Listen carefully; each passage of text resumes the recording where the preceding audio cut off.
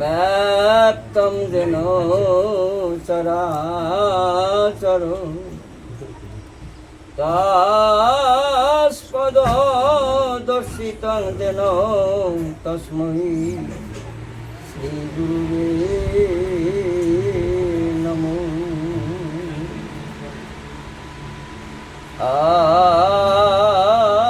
কেন তিমিরান্ধস্য জ্ঞানাঞ্জন শলাকায়া চক্ষুরোর্মিলিতং যেন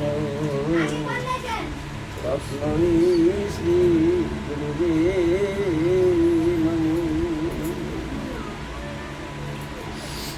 বন্দে গুরুনিশো ভক্তানিশো মিশয়বতারকা তৎপ্রকাশাঙর্থ তৎশক্তি শ্রীকৃষ্ণ চৈতন্য সঙ্গোকম। বন্দে শ্রীকৃষ্ণ চৈতন্য নিত্যানন্দ সহাদিত গৌরদয় পুষ্পবন্ত চিত্রসন্ধৌতমো নদ অনর্পিত সরিং চিরাৎ করুণায় অবতীর্ণ কলো সমর্পয়তু মন্নতুজ্জ্বল রসাং সভক্তি শ্রিয়া হরি পুরাট সুন্দর দুটি কদম্ব সন্দীপিত সদা হৃদয় কঙ্গলি স্মৃতবাস চিরনন্দন। জয় জয় শ্রীকৃষ্ণ চৈতন্য জয় নিত্যানন্দ জয় দ্বৈত চন্দ্র জয় গৌর ভক্তবৃন্দ জয় শ্রীরূপ সনাতন ভট্ট রঘুনাথ জয় শ্রী গোপাল ভট্ট দাস রঘুনাথ এই সর্বসার শ্রীচরণ হরি বন্ধন যাহা হতে বিঘ্ন নাশ অভীষ্ট পুরা মুখং করতি বাচালং পঙ্গুং লঙ্ঘয়তে গিরিং যৎকৃপাতমহং বন্দে পরমানন্দ মাধবম। বাঞ্ছাকল্প তরুরভার্য সিন্ধুয়েব চ পতিতানাং পাবনভ্যো বৈষ্ণবেভ্যো নমো নমো। সাজনভে নমো নমো গুরুভ্যো নমো নমো ভক্তভ্যে নমো নমো। হে কৃষ্ণ করুণা সিন্ধু দীনবন্ধু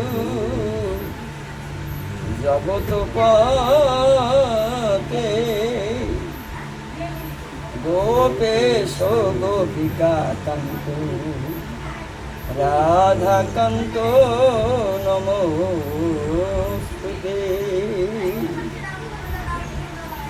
মম জিহ্বা যন্ত্র প্রভু তুমি যন্ত্রধারী যে মতো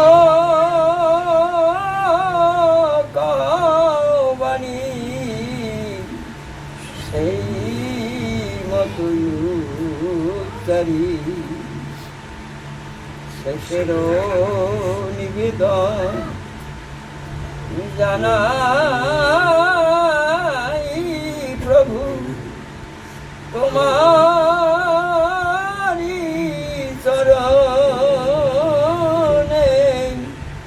শেষের দিনে যেন রাখিতে পারি ওই চরণে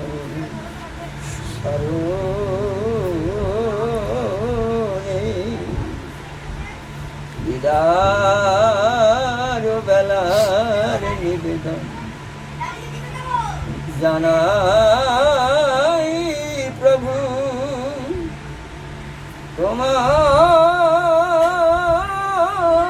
এই চরণে যার বেলায় যেন রাখিতে পারি এই চরণ শরণে। জয় শ্রী গুরু, জয় গুরু, জয় গুরু। বিদায়ের লগ্নটা বড় মর্মান্তিক, বড় বেদনা জড়িত সময়। ভব সংসারের জীবনের শেষ প্রান্তে যখন মানুষ মৃত্যু মুখে পতিত হয়, তখন বড় একা একা অসহায় বোধ হয়। সারা জীবন যাদেরকে ভালোবাসি, আপন করে দেখছি, একান্ত অন্তরে অন্তরস্থলকে জায়গা করে দিয়েছি, তখন তারা কেউ কাছে আসে না, দেখতে পারে না। যদি সেই সময়টা হয় গভীর রজনী, সবাই নির্জয় দুপুর, আমার বিদার স্বপ্ন শেষ ভঙ্গ হয়ে গেল, এখন যেতে হবে। সঙ্গে কেউ নেই, কিন্তু একজন আছেন, যার আদেশে, যার কৃপায় আমি আসছিলাম, তিনি আমাকে ছাড়েন। তিনি আমার সকল কিছু লক্ষ্য করে দেখছেন। যারা সারা জীবন তাকে ভালোবাসছে, স্মরণ করছে, মনন করছে, চিন্তা করছে, ধ্যান করছে, আরোপ করছে, ভগবান তার কাছে এসে দাঁড়িয়ে তাকে আশ্বাস দিচ্ছে, আশ্বাস দিচ্ছে, ভয় নেই, আমি আছি। যারা সারা জীবন ভর ভগবান স্মরণ করেনি, সাধুসঙ্গ করেনি, যার চিন্তা করেনি, শুধু টাকা পয়সা, দ্বন্দ্ব, সংসার নিয়ে মেতেছিল, ভগবানের কাছে তো আসবে না, দূর থেকে দেখবে। সেই সময়টা বড় মর্মান্তিক, বড় বেদনাপূর্ণ সময়। তাই প্রত্যেকটি মানুষের মানব জন্ম সার্থক করার জন্য যার আদেশ প্রাপ্ত হয়ে আমি সংসারে আসছিলাম, তাকে ভালোবাসার প্রতিজ্ঞা করেছিলাম মাতৃগর্ভে। সেই কর্মটা যদি না করে, তার একান্ত পক্ষে আমার অপরাধ, তার জন্য আমাকে শাস্তি বহন করতে। তাই সাধু সজ্জনরা বলছেন, সাধুসঙ্গ করো, গুরু কৃপা লাভ করো, ভগবানকে ভালোবাসো। এটা একান্ত বাঞ্ছনীয়, একান্ত কর্তব্য, একান্ত মনের ইচ্ছা, ঐকান্তিক বাসনা, এটাই থাকা উচিত। তাহলে অন্তিমকালে তার বিপদ, তার জীবনকে আঘাত প্রতিঘাত দিতে পারে না। সার জীবনে স্মরণ করাটা বড় সৌভাগ্য। সবার জীবনে সেই সৌভাগ্য হয়ে ওঠে না, কারণ সারা জীবনভর মানুষ নিজের কামনা, বাসনা, চিন্তা, চেতনায় ব্যাপৃত থাকে। পরিপ্রেক্ষিতে অন্তিমকালে ওই চিত্রটাই তার কাছে পেতে যায়। তাহলে এখানে কর্তব্য কি? কর্তব্য হয়েছে জীবনে প্রথম থেকে, এই মুহূর্ত থেকে, এখন থেকেই প্রতিটা কাজে, এই মুহূর্তে তাকে স্মরণ করে, তাকে ভালোবাসা, তার প্রতি আত্মনিবেদন করা, প্রতিটা কর্ম তাকে উৎসর্গ করে দেওয়া।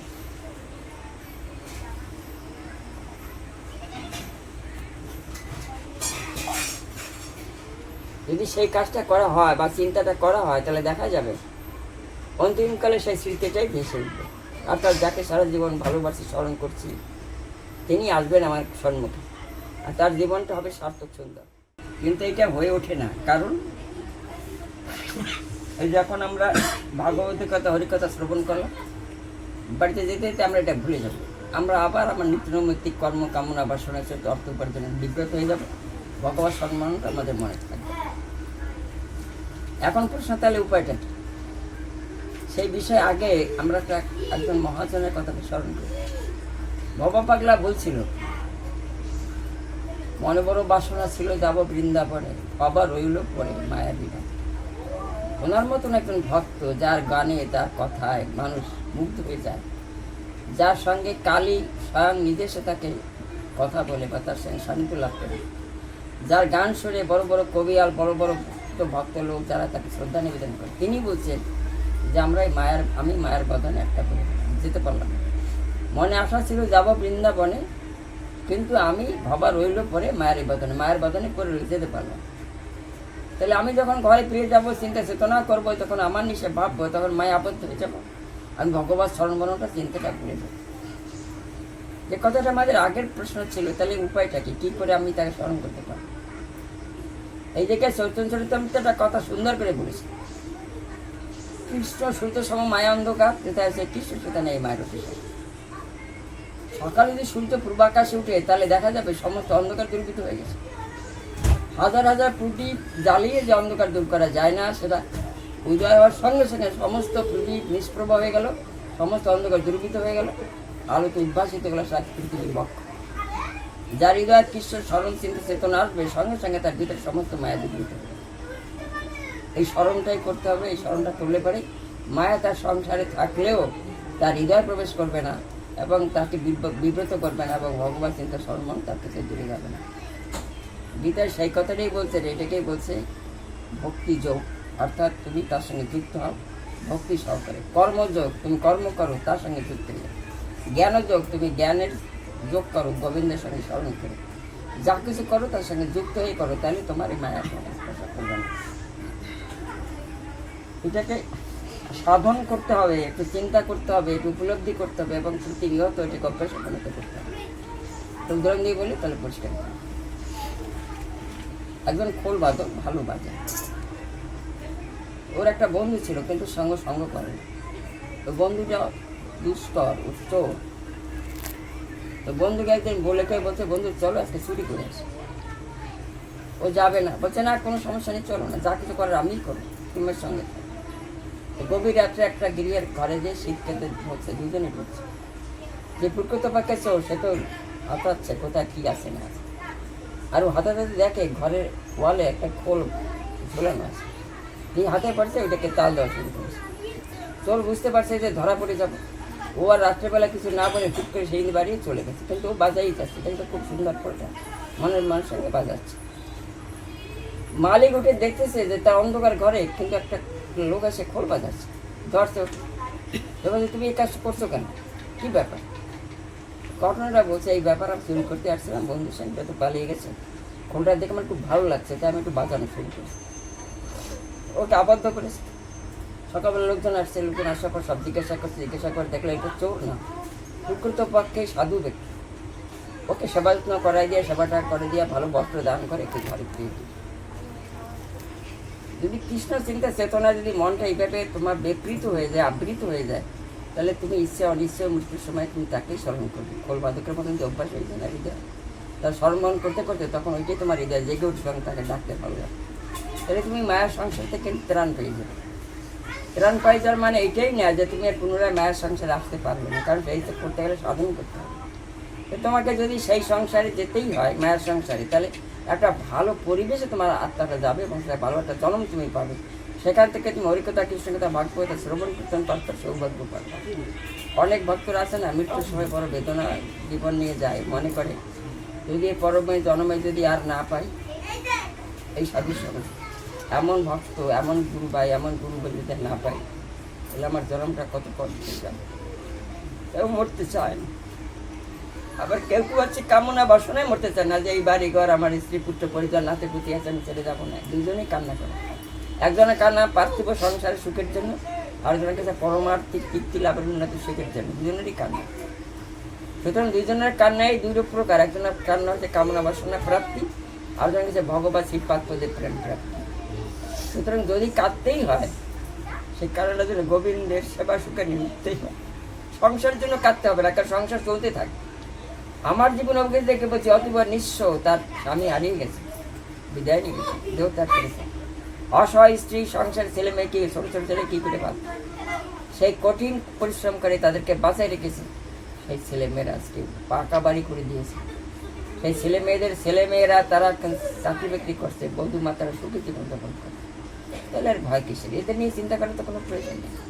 যতটুকু পারো সংসারের জন্য তুমি পরিশ্রম করো, মনে করো যে তারা গোবিন্দের ভক্ত, তোমাকে সেবা করার জন্য পাঠিয়েছে, তাদেরকে সেই সেবার কথা করো, আর তুমি গোবিন্দকেই স্মরণ করো। প্রতিটা মুহূর্তে যদি সংসারে থেকে যদি প্রতিটা কর্ম তাকে নিবেদন করে করো, তাকে স্মরণ করে করো, যদি মনে করে তার কাজ করছে, তাহলে তোমাকে আর মায়ের স্পর্শ করতে পারবে না। কারণ কৃষ্ণ চিন্তা চেতনা তোমার হৃদয় বিকৃত হয়ে গেছে, তুমি তার সম্মান করছো, মায়া তোমার কাছে আসবে কিন্তু তোমাকে বিব্রত করতে পারবে না। এই মায়ের থেকে মুক্ত হতে না পারলে কিন্তু তোমার জীবনে সেই পরমাত্ম শক্তি কিন্তু লাভ আসবে।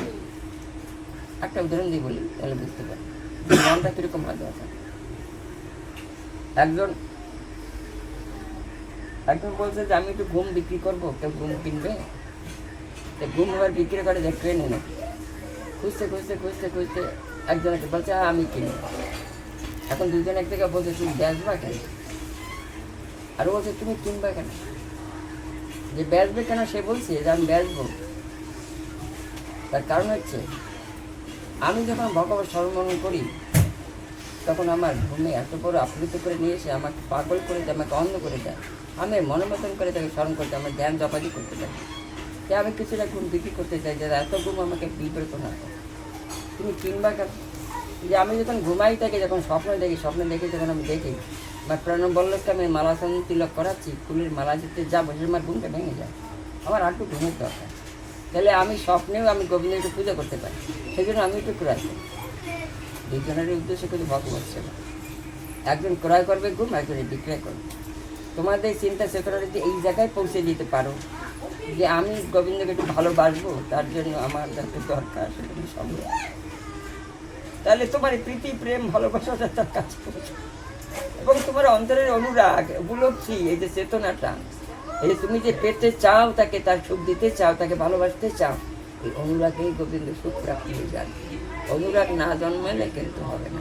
তুমি তাকে স্মরণ করলা কিন্তু অনুরাগ নাই, আর তোমার যখন হৃদয় অনুরাগ জন্মাবে, যতটুকু স্মরণ করলা সেই অনুরাগটা কিন্তু কয়েক গুণ বেশি তার চিপাত পদ্মে পৌঁছাবে। অনুরাগটাকে কিন্তু বিশেষভাবে তৈরি করার চেষ্টা করবা। যখন স্মরণ করবা, মনন করবা, তখন সমস্ত ইন্দ্রিয় কেন্দ্রীভূত করে মন প্রাণ ভরে তখন তাকে দর্শন করবা, তোমার ভক্তি চিন্তা চেতনা তার শ্রীপাদ পদ্মে পৌঁছে। যদি এইরকম যদি অনুরাগ জন্মায়, তাহলে তুমি দেখবে তোমার ভিতরে গোবিন্দের গুরু কৃপা আসবে, আর তোমার হৃদয় প্রেম উদ্ভব হলে তোমার শরীরের অঙ্গ প্রত্যঙ্গে তার প্রভাবটা বুঝতে পারবে। শরীরটা তখন অন্যরকম অবস্থা আসবে, তোমার নয়নশ্রু আসবে, কিন্তু প্রেমে লাভ হবে, প্রেমের ধারা প্রবাহিত হবে। এটা হচ্ছে তোমাদের সবচেয়ে নিজের পরীক্ষা করা, সমীক্ষা করা একটা বড় কৌশল। তারপর যে এরকমভাবে অনুরাগ না জন্মায়, তাহলে সংসারের আবদ্ধ মায়ার রাগ অনুরাগ সংসারে থেকে যাবে। সংসার থেকে যদি অনুরাগটাকে পরিবর্তন করতে হয়, তাহলে অনুরাগটাকে সেই জায়গায় বুঝে তুলে। এইবার যদি কোনো কাম করো, কোনো চিন্তা চেতনা করো, কেউ যদি বলে লোকটা ভীষণ ভীষণ অর্থ পিপাসু, ভীষণভাবে কামনা বাসনা করে, পয়সার স্বার্থপর, কথাটা বাস্তব। কিন্তু তোমাকে দেখছে, তুমি কাজ করছো, যেটুকু হলে তোমার হয়ে যায় সেটুকু হচ্ছে, তুমি দেখা যাচ্ছে আরও চেষ্টা করতেছো। এটাই কিন্তু কামনা বাসনা, এটা কিন্তু লোক লালসা, এটা বাস্তব। লোক লালসাটা বাস্তব হবে না কখন? যখন তুমি সেই কাজটাকে গোবিন্দকে নিবেদন করে দেবে। প্রভু, আমি তোমার কৃত দাস, আমি তোমার বৃত্ত, আমি যেটা করছি সেটা তোমার স্মরণ মননে, তোমার মঙ্গল সুখ নিবার্ত, তোমার উদ্দেশ্যে নিবেদন করে করছি। আমি তোমার কর্মচারী বসে থাকতে পারি না, বিদায় করছি। এতে আমার ব্যক্তিগত কোনো স্বাস্থ্য আমি করছি না। একই কাজ যখন এইভাবে তাকে নিবেদন করে করবে, তখন কিন্তু তোমার ভিতরে কিন্তু এইটা কামনা বাসনা স্বার্থপরতা আসবে না, তারা গোবিন্দ সুখের জন্য নিমিত্ত হয়ে যাবে। যা কিছুই ভাবো না কেন, যা কিছু করো না কেন, তার সুখে নিমিত্ত করে, তাহলে কিন্তু তোমার জীবনটা একটা ভালো জায়গায় পৌঁছে যাবে। এখন তুমি কতটা ভাববে, কতটা ভাবতে পারবে না, সেটা নির্ভর করে তোমার চিন্তা চেতনা, তোমার আগ্রহের প্রতি, তোমার গভীর আর্তির উপরে, তোমার গভীর অনুভূতির উপরে। উদাহরণ দিয়ে বলি, এক ব্যক্তি চলছেন পথে, স্টেশন কত দূরে চেনে না, কিন্তু স্টেশনেই যাবে। এক ব্যক্তিকে দেখছে, দেখে জিজ্ঞাসা করছে, ও দাদা, স্টেশন কত দূর? কিছু বলে না। ও দাদা, স্টেশন যাইতে কত সময় লাগবে? তাও কিছু বলে না। দেখছি এই লোকটা তো কিছু বলবে না, আমার কথা ঘুরতে দেয় না। তো আমার তো অনেকটা সময় দৌড়তে শুরু করে, বলছে 15 মিনিট। দাঁড়িয়ে বলছে, এতক্ষণ বললাম, বললেন আপনি এখন আমার সঙ্গে কি আপনি ই করতেছেন, কৌতুক করছেন?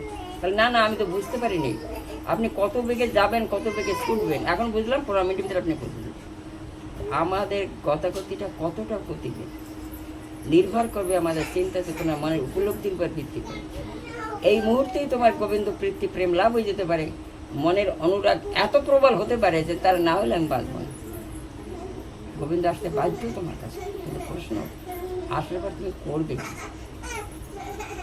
আমি তাকে একান্তভাবে ডাকতে, সে তাকে পাওয়ার জন্য, কিন্তু পেলে তুমি কি করবে? সেই বস্তুটাকে তুমি কি করবে? সবাই অপ্রস্তুত। এই মুহূর্তে যদি গোবিন্দের সামনে এসে দাঁড়ায়, আমরা কি করতে পারি? একটা প্রণাম করতে পারি, অনেকে করতেও পারবে না, তাতে কিছু করার নেই। তুমি কি একটা প্রণামের জন্য এখানে আসছেন? সেই যোগ্যতা তো আমাদের নেই, তাকে ভালোবাসার যোগ্যতা অর্জন করতে হবে, তাইলেই সেটা সম্ভব হয়। এই কথাটাই আগের যখন গানটা গাইলে না, তা বলছে না, গৌরঙ্গ জলধি মাঝে পাবির অহিত কি প্রতমরত, কত কথা বলছেন এখানে। গৌরঙ্গ জলধি মাঝে, সমুদ্রের জলের কথা বলেনি, গৌরঙ্গ জলধি, গৌরঙ্গ জলটা কি এবং তার ভিতরে অহিত কি প্রেমটা কি, সেই রতনটাকে বলছে এইটা পাবে। কীর্তনটা করে আসছো তো, বহুদিন যাবৎ করে আসছো, আমরা শুনে আসছি, কিন্তু প্রশ্নটা হৃদয়ে আসে না তো, যে গৌরঙ্গ জলধিটা কি, আর গৌরঙ্গ জলধির মাঝে সেই প্রেমটাকে, সেই রতনটাকে, সে অহৈত, সেটা হচ্ছে ওর অহৈত কি প্রেম রতন, এইটাকে পাওয়া যাবে। তাহলে আমি ওই গানটাকে শুনলাম, কীর্তন করলাম, কিন্তু সারা জনম হয়ে গেলো, মরণ সবাই এলাম, অনেকবার তো গান গাইছি, আমার তো অনেকটা প্রেম রতন জমা হয়ে গেছে, কিন্তু একটু প্রেম রতন জমা হয়নি, কারণ তুমি উপলব্ধি করতে পারো না সেই প্রেম রতনটা। এইসব গানের ভিতরে, এই সমস্ত পদের ভিতরে খুব সুন্দর গভীর রসতত্ত্ব লুকানো থাকে, সেগুলো উপলব্ধি করতে পারে, জীবনটাকে সেভাবে তৈরি করতে লাগে।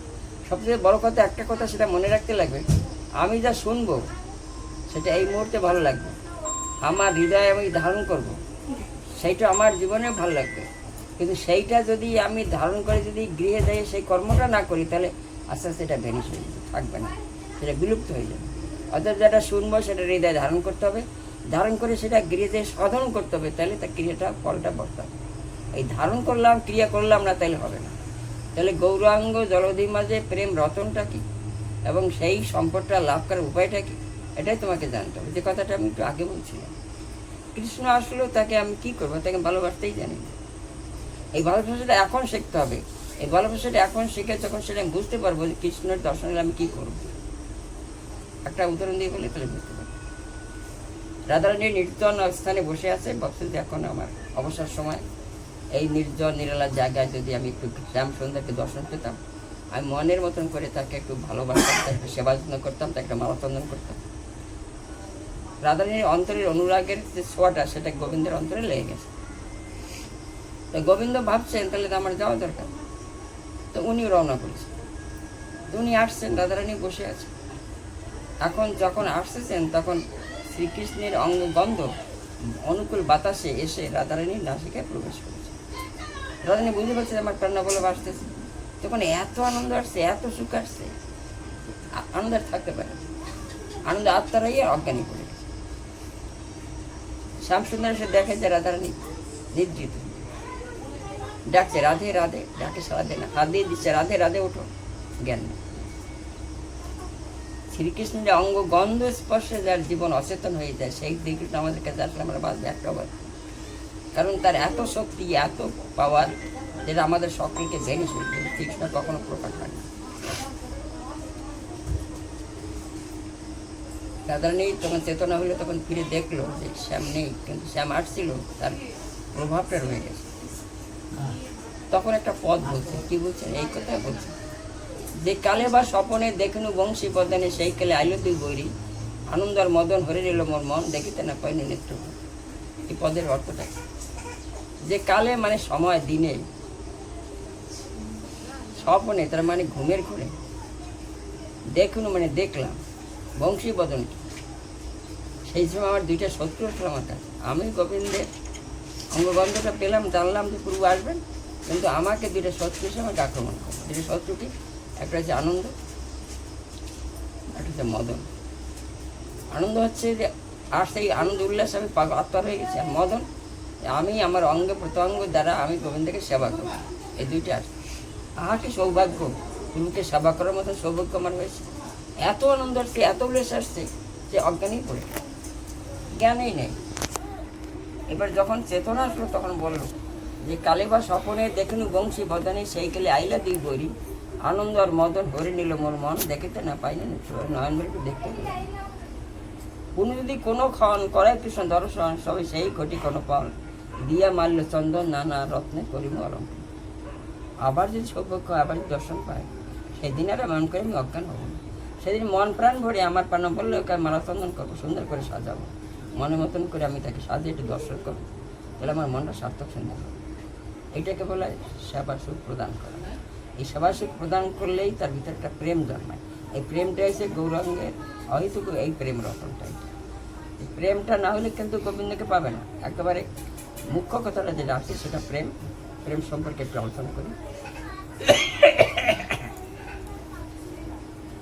অকৈতব খুব সোজা জিনিস, কিন্তু দ্বীপের পক্ষে করা সম্ভব নয়। কি সোজা জিনিস কেন বলছে? কঠিনভাবে প্রেম আদায় করতে গেলে, প্রেম করতে গেলে সেটা কিন্তু সম্ভব হবে। সহজ পথে যখন আমরা সেটাকে শুরু করবো সহজেই হয়ে যাবে। একটা জিনিস যেটা কঠিন সেটা সহজে পাওয়া যায়, কঠিনভাবে পাওয়া যায়। সহজভাবে পাওয়ার পদ্ধতি প্রক্রিয়া উপায়টা কি? সহজভাবে উপায়টা হচ্ছে এই অকৈতব কৃষ্ণের, যে প্রেমের ভিতরে কৈতব থাকবে না। কৈতব শব্দের অর্থ কামনা বাসনা থাকবে।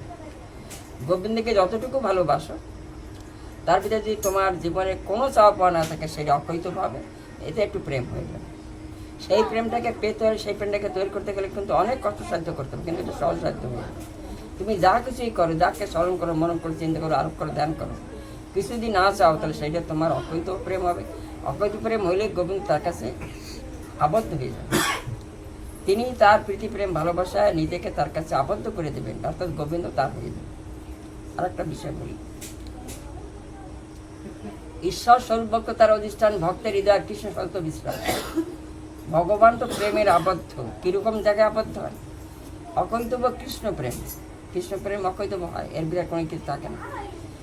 ঈশ্বর স্বরূপ ভক্ত, তাই ঈশ্বর আর ভক্ত অভেদ। স্বরূপ মানে একই স্বরূপ, আকারে আন। কৃষ্ণের রূপ একরকম, ভক্তের রূপ একরকম, কিন্তু ওই কৃষ্ণ আর ভগবান আর ভক্ত আর একজন একটা দেহ এক, এর ভিতরে কোনো প্রভেদ নেই। কেন? কৃষ্ণ যদি কোনো কৃপা করে, কোনো ভাগ্য পারে, গুরু অন্তর্জমে শিখায় আপনি। দেখো এই জায়গায় গুরু অন্তর্জমে প্রবেশ করছে। আবার ওই জায়গাটা বলছে কি বলছে?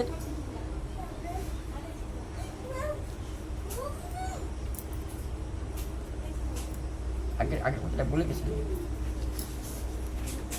ঈশ্বর স্বরূপ, হ্যাঁ, ঈশ্বর স্বরূপ ভক্ত তার অধিষ্ঠান, ভক্তের হৃদয় কৃষ্ণ ভক্ত বিশ্রাম। তিনি বিশ্রাম করবেন কোথায়? ভক্তের হৃদয়, আকার হৃদয় না। ভক্তের হৃদয় তিনি বিশ্রাম করবেন। কেন করবেন? তাহলে উনি শ্রমক্লান্ত, উনি অত্যন্ত পরিশ্রান্ত হয়েছেন, তাই বিশ্রাম করবেন। জায়গা খুঁজে পাচ্ছেন না। কোথায় জায়গা খুঁজে পাবেন? আর খুঁজে পাচ্ছেন না কেন? বিশ্ব ব্রহ্মাণ্ডে সবাই কিন্তু কামনা বাসনা করে। জানি না তোমরা আসতো কি কামনা বাসনা করে আসতো কিনা, না এটা আমি জানি না, কিন্তু কামনা বাসনা করি তো অনন্ত কোটি মানুষ এইভাবেই চলছে। আমি চাই না কিছু পূর্ব আমাকে দাও, কিন্তু ভিতরে যদি সূক্ষ্ম ধারণাও থাকে, একটু সুখের প্রভাব থাকে, সেটাও কিন্তু কামনা বাসনায় পর্যবেসিত হয়। যে হৃদয়, যার হৃদয় কোনো কামনা বাসনা নাই, তার হৃদয়টা একদম শান্ত। আর বাকি বিশ্বব্রহ্মাণ্ডে সবাই চাচ্ছে আমাকে ধন দাও, দৌলত দাও, মান দাও, জ্বর দাও, পিতা দাও, পুত্র দাও, পুষ্টি দাও, পরিধান, চাকরি দাও, বাকি চাচ্ছে। তো বলছে এরা এত চায়, কিন্তু আমার জন্য তো কেউ ভালোবাসে না। যে ভক্ত শুধু আমাকেই ভালোবাসে, কিছু চায় না, সেইটাই আমার বিশ্রামের জায়গা। উনি কী করেন? তখন ওই ভক্তের হৃদয়ে যেয়ে বিশ্রাম করেন। ভক্তের হৃদয়ে গেলে তখন তার আর কোনো রকম চিন্তা চেতনা থাকে না, তার কোনো উপদ্রব থাকে না, শান্ত হৃদয়। অতএব যতদিন তোমার হৃদয় শান্ত না হবে তখন পর্যন্ত কিন্তু তুমি গোবিন্দের প্রীতি প্রেমে আবদ্ধ হতে পারবে না, তার প্রেম তোমার হৃদয় জন্মাবে না। একেবারে চরমতম সূক্ষ্ম কথাটা এটাই। যতদিন পর্যন্ত তোমার কিছু থাকবে নিজে কামনা বাসনা, সুখ বাসনা, তখন কিন্তু গোবিন্দের সুখ কামনা না থাকবে, তখন পর্যন্ত তোমার হৃদয় প্রেম জন্মে না। কামনা বাসনা পিশাচি যাবৎ হৃদয় বর্ততে তাবৎ ভক্তি গোবিন্দায় করছে। ভক্তিশাস্ত্র বলছেন, শ্রীমদ্ ভাগবত বলছেন, কামনা বাসনা যদি হৃদয় থাকে তখন পর্যন্ত তোমার হৃদয়টা পিশাচি থাকবে। সেই পিশাচি তোমার হৃদয় থাকলে সেখানে প্রীতি প্রেম জন্মাবে। কে বলেছে প্রীতি প্রেম জন্মায়? যার হৃদয় কামনা বাসনা থাকে। সবচেয়ে চরমতম কথা এটা কিন্তু মনে রাখবা, যখন হৃদয় কামনা বাসনা থাকবে না তখনই কিন্তু প্রেম জন্মাবে। কামনা বাসনা থাকলে কিন্তু আর জন্মাবে না। এতটুকু সময় কামনা বাসনাহীনভাবে থেকে ভালোবাসছো, অতটুকু সময় কিন্তু তোমার হৃদয় আসতেও আসতে পারে। যখনই তোমার গোবিন্দকে সনমানে কামনা বাসনা যাবে, তখন গোবিন্দ পালিয়ে যাবে। উদাহরণ দিয়ে বলি, তাহলে বুঝতে পারবে। খুব বিশাল বিশাল কষ্টের কথা। সত্য দিকে বালক খুলল মণিরা, 60,000 বালক খুলল মণিরা, মাথা নিচে দিয়ে পা উপরের দিকে তপস্যা করছে। সে সময় ছিল নারায়ণ। তপস্যা করার পরিপ্রেক্ষিতে নারদের সম্মুখে এসে বলছে, তোমাদের কি চাই? তোমাদের তপস্যা আমি সুখী হয়েছি, আমাকে আমার কামনা করো, আমাকে বর প্রার্থনা করো। বলছে যে আমরা তো কোনো বর চাই না, কী চাও? তোমাকে স্বামী রূপে পেতে চাই। এটা তো সম্ভব না, তোমরা তো মুনি ঋষি, মুনি, তোমরা স্বামী আমাকে কী করে স্বামী রূপে পাবে? এটা হবে না, অন্য বর কামনা করো। না, আমরা আর কোনো বর কামনা করি না। বলছে আর কোনো বর কামনা করে না। উনি অন্তর্ধান হয়েছিলেন। ওরা সঙ্গে সঙ্গে আবার মাথা নিচে দিয়ে আবার পা করে দিকে তপস্যা শুরু করেছে। অত যে কিন্তু তপস্যা ছিল, 60,000 বছর তপস্যা করতো মানুষ অত দিকে। এটা একটু মনে রেখো, কথাটা হারিয়ে দিও না। 60,000 বছর তবে 1,00,000 বছর মানুষের আয়ু ছিল তপস্যা করতো, কিন্তু ভগবানের কৃপা লাভ করার জন্য।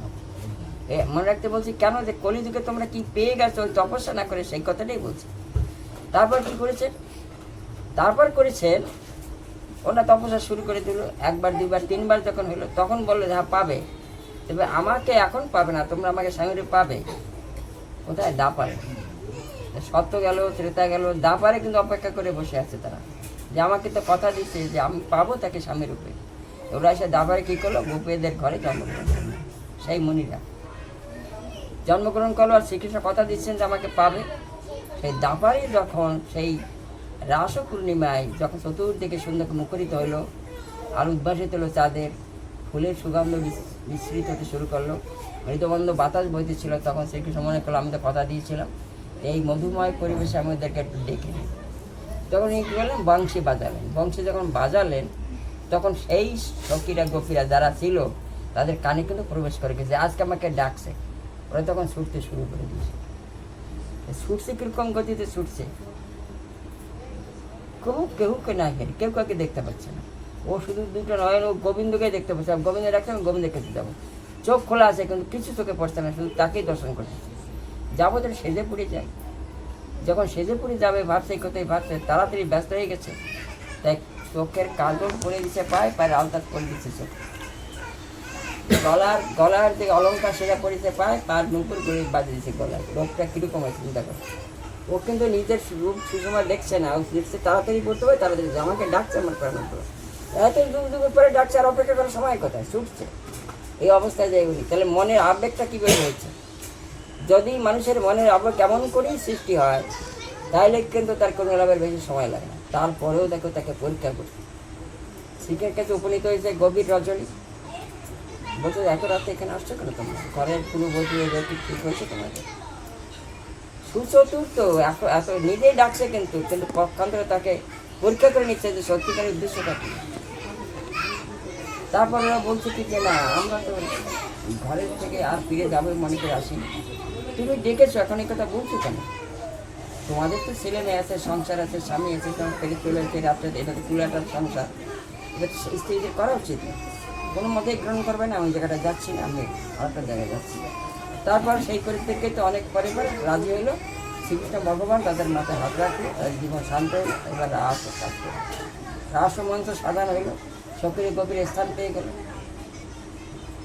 এইবার সখীরা গোপীদের কাছে, এক একজন কৃষ্ণ এক একজন গোপীর কাছে বক্ষে জড়াই ধরেছে কৃষ্ণ, ধরে আজকে মনটা খুব কৃত, কতদিন পর ও কি ভাগ্যম, কে এই বিশ্ব সংসারে স্বর্গমত পাঠকদের রাত আমার ভাগ্যের মতো, আমি কৃষ্ণ আমার নিজের বক্ষে ধরে গেছি।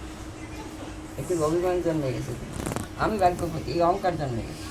কৃষ্ণ দেখলো যে আমাকে বুকে জড়াই ধরেছে, আমার কথা না ভেবে, আমাকে ভালো না বেসে ও বিশ্ব ব্রহ্মাণ্ডের সঙ্গে নিজেকে মাপতেছে। তুমি মাপতেই থাকো। গোবিন্দ কিন্তু লুকে চলে গেছে। এই জায়গাটা সাবধান। এই অহংভাব যদি আসে ভিতরে, পাবে কিন্তু তাকে ধরে রাখতে পারবে না। যতদিন পর্যন্ত অহংভাব ত্যাগ হয়ে যাবে, যখন ত্যাগ হয়ে যাবে যে না আমি তার চরণের দাসী, আমি আমার আত্মন্তর অভিমান্তর আমার ভিতরে না আসে, আমি গোবিন্দের সেবক, আমি গোবিন্দের সেবক, আমি গোবিন্দের ভক্ত, আমি কৃষ্ণ ভক্ত, এরকম যদি মানসিকতা আসে, তাহলে কিন্তু জীবনটা নষ্ট হয়ে যাবে। এটা কখনোই ভাববে না। আর সর্বদা সবাইকে ভালোবাসবে। আমি বিশ্রাম দেবো, তার আগে একটা কথা বলিনি। তাহলে কী হবে, তোমাদের জীবনের এই মাধুর্যপূর্ণ জীবনটা আর মধুময় উঠবে। এই জন্মে যতটা পারো আগাই তো রাখবেই, আর যদি অনুরাগটা বেশি হয়ে যায় তাহলে এই জন্মের কৃপা হয়ে যাবে। সেই কৃপাটা তোমাকে আনতে হলে নিজের গতিতে আনতে হবে, অনুরাগে আনতে হবে, ভক্তিধারা প্রবল স্রোতেতে আনতে হবে, তাইলেই আসবে। কার কতটা গতি সে ততটা তাড়াতাড়ি পেয়ে যাবে, কার কতটা সুখী ততটাই পরবর্তী জন্মে তার কাছে দিয়ে জন্মাতে পারবে, সেরকম সাধনযোগ্য দেহ পাবে। কিন্তু এই জন্মের নিজেকে সুন্দর করো, হিংসা নিন্দা সব ভুলে যাও, সবাইকে আপন করে ভালোবাসো। তোমার দ্বারা যদি কেউ দুঃখ না পায়, তোমার দ্বারা কোনো ভক্তের দিয়ে ব্যথা না লাগে, তাহলে কিন্তু ভক্তি সম্পর্কটা নষ্ট হয়ে যাবে। অবশেষে আমি সেই গুরু গৌরাঙ্গের সেই পাদপদে প্রার্থনা করি, তোমাদের জীবনে সকলের কাছে চৈতন্য হোক, তোমরা সকলেই কখন থেকে ভালোবাসার পূর্ববর্তীতে জন্মায়, নিঃস্বার্থভাবে ভালোবাসার চেষ্টা করো, আর একে অপরকে অন্তর থেকে ভালোবাসো। গুরু ভাই শুধু গুরু বোনেই নয়, যে কোনো লোককে ভালোবাসবে, সবাই কৃষ্ণভক্ত গৌরভক্ত, তাকে মনে করি তাকে সেভাবে কথা বলবে। একজন সাধারণ মানুষকে নমনে কথা বলবে, সাধারণভাবে কথা বলবে, ভক্তি করে কথা বলবে। জীবনটা সুন্দর হোক, সাবলীল হোক, প্রেমময় হোক, তোমাদের জীবনে আসুক কৃষ্ণপ্রীতি প্রেমের অপূর্ণ ভাণ্ডার হয়ে উঠুক। তোমাদের এই আশাকাঙ্ক্ষা রেখে আমি আজকে এখানে বিশ্রাম দিচ্ছি। জয় শ্রী গুরু, জয় গৌর। শ্রীরূপ রঘুনাথ পদে যারা, চৈতন্য চরিত অমৃত কহে কৃষ্ণ। জয় জয় শ্রী